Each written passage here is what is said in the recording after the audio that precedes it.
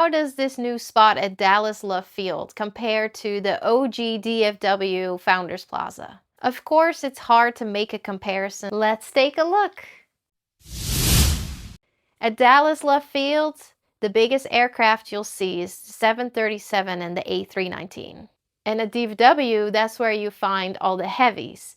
The A380, the 747, the 777, the A350, and so on.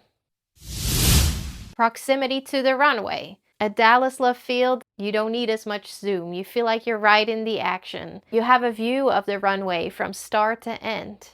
At DFW, compared to Dallas Love Field, you're actually pretty far from the runway. You need a really good zoom for great photographs, great videos. You don't have a good view of the runway from start to end. Airline variety.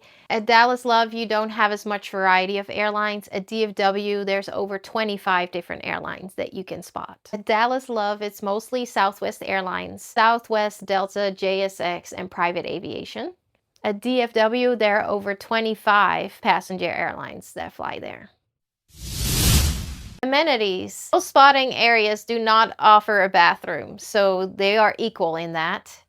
However, as far as shade in the hot Texas summer, Dallas Love Field actually has a lot more shade with a great view still compared to DFW. And the same is to say about shelter from rain. Engine sound. At Dallas Love Field, it's very easy to hear the engines, and it's easy to capture on video. DFW Founders Plaza, you can still hear the engines, but it's definitely not as clear and obvious as it is at Dallas Love.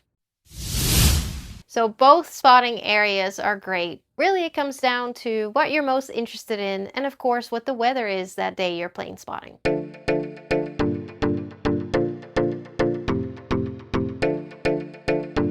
If you enjoyed this video, please hit like and subscribe to help the weekly departure take off. See you at the next departure.